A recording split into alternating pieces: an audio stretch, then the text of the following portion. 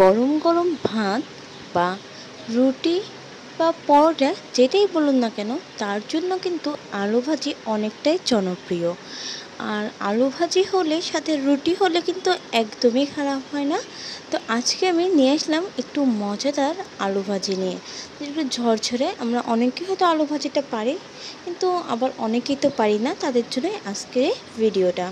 Hello বন্ধুরা, আসসালামু আলাইকুম। কেমন আছো সবাই? আশা করি ভালো আছো। আলহামদুলিল্লাহ, আমিও ভালো আছি।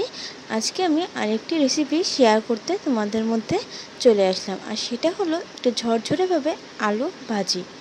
তো প্রথমেই আলুগুলোকে কেটে নেব, কুচি করে কেটে নিচ্ছি। একেবারে চিকন চিকন পাতলা পাতলা করে কেটে নিতে হবে। দেখো অনেকটা কিন্তু পাতলা হয়েছে। এবার কাটার সময় অবশ্যই পানিতে ভিজিয়ে রেখেছিলাম, নাহলে আলুগুলো কিন্তু কালো হয়ে যায়। সেই জন্য আমি কিন্তু একেবারে চিকন চিকন করে কেটেছি।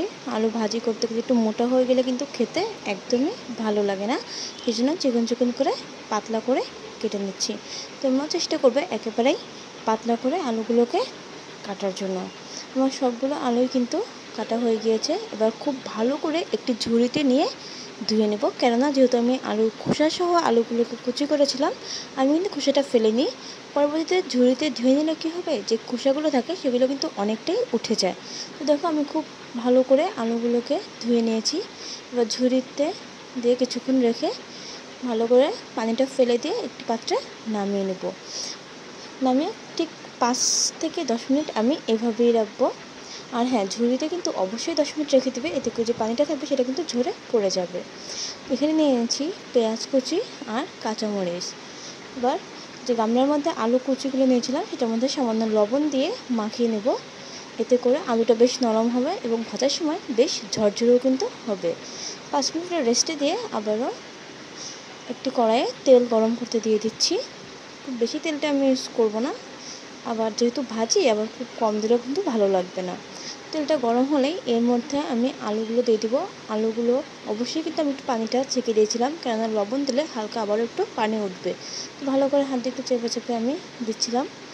কিন্তু আলুটা কিন্তু বেশ নরমও হয়ে গিয়েছিলো। এবার এর মধ্যে আবার একটু সামান্য লবণ দিয়ে দিচ্ছি, খুব বেশি পরিমাণে দেবো না, যেহেতু আমি আগেও একটু লবণ দিয়েছিলাম। দিয়ে দিচ্ছি হলুদের গুঁড়ো সামান্য পরিমাণে। এবার পেঁয়াজ এবং কাঁচামরিচ কুচিও দিয়ে দিলাম। সমস্ত উপকরণ একসাথে দিয়ে একটু নাড়াচাড়া করে ঢাকনাতে ঢেকে রাখতে হবে কিছুক্ষণের জন্য। আর কিছুক্ষণ পরে কিন্তু অবশ্যই নাড়াচাড়া করতে হবে, না হলে তলাতে লেগে যেতে পারে। আর এরকম ঝরঝরে না হলে কিন্তু আলু ভাজি খেতে একদমই স্বাদ লাগে না। তো দেখো আমি মাঝে মাঝে নেড়ে দেবো। এখন একটু ঢাকনাতে ঢেকে দেবো। যদি পরোটার সাথে আমরা এই ধরনের আলু ভাজি খাই, বাচ্চারা কিন্তু অসম্ভব পছন্দ করে। শুধু আমার নিজের ক্ষেত্রে বলবো না, এটা প্রত্যেকটা বাচ্চার ক্ষেত্রেই বলবো। এরকম হালকা ঝুরঝুরে আলু ভাজি সাথে রুটি বা পরোটা যেটাই দিবেন না কেন, সেটাই তারা খুব মজা করে খেয়ে নেবে। তো দেখো আমার আলুর কালারটাও কিন্তু চেঞ্জ এসেছে, বেশ লাল লাল হয়ে এসেছে। এবার আমি এটাকে নামিয়ে নেব। আমার পুরোটাই ভাজা হয়ে গিয়েছে। যখন এটা কালার চেঞ্জ হয়ে আসবে তখনই আমরা নামিয়ে নেব। তৈরি হয়ে গেল আজকের আলু ভাজি।